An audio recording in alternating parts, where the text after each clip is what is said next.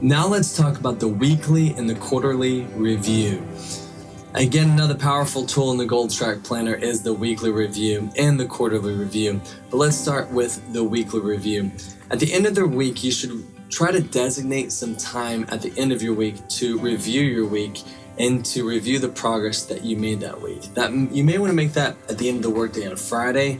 You may want to do it on Sunday evening before you start the next week. But whatever works for you, I encourage finding a time and really trying to stick to that time. But let's dive in. So starting up top, it's a good reminder to update your scorecard if you have scorecards to update. And we have a reminder in there for you just as you end the week to go, okay, I need to go update my scorecard. And then another thing is just other task review. Sometimes you've been going through the week and you've ended your week and maybe you accomplished your most important things, but maybe there's some just leftover tasks that are still important to do. But you need to probably get a place to move those to. And so I encourage taking those and reviewing those, prioritizing them and going, okay, do I need to move those over? Do I need to just move it to my master task list so I can just remember it later? Or do I actually need to take those tasks and move it into the next week so that I make sure to accomplish them?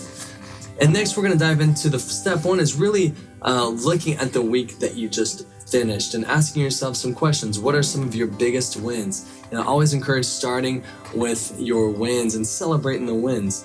How did you perform on your weekly key 3 from the last week? And write down your weekly key 3 and then really grade yourself on how did you do on that. And the more you do that, the more you really hone in your ability to set powerful weekly key 3s. Now, sometimes we set weekly key 3s and we get to the end of the week and it's like, man, I really may not have set the right goal for that week. So this will really help you build accountability in there and score yourself. And then you ask yourself, what did you learn and what areas can you improve next week? It's a great thought. What lessons are you learning? Maybe you learned that doing a certain thing to accomplish a goal isn't working for you. Maybe you learned that there's a pretty massive roadblock in accomplishing a goal and you need to do some other things to get the ball rolling again. Or maybe you discover altogether that, hey, this goal is now irrelevant and I need to just remove this goal altogether.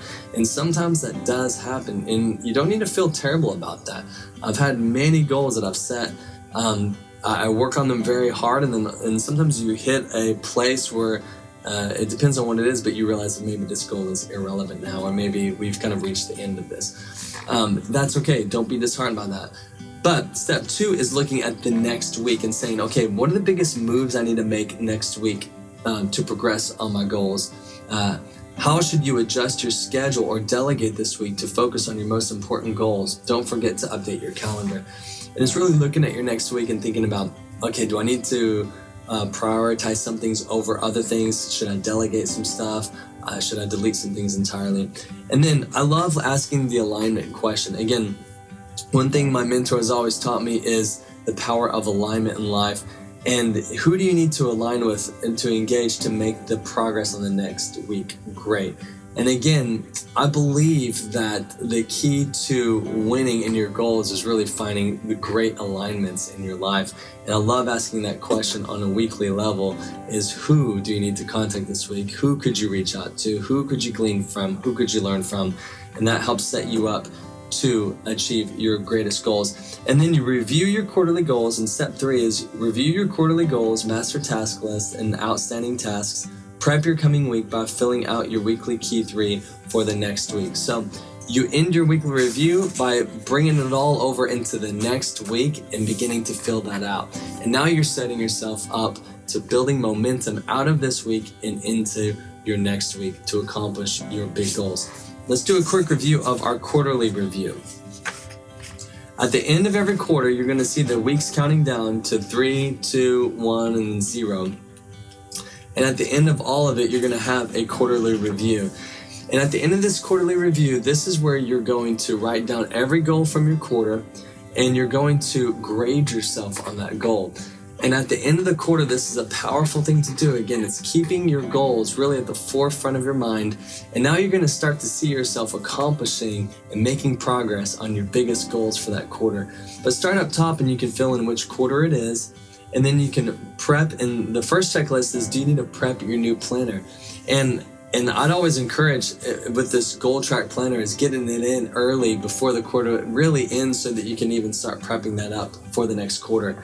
What are other tasks that you need to just review? I mean, after a quarter, you might have a lot of tasks that you just need to go back and review and look at them and make sure that I don't miss anything to accomplish my goals.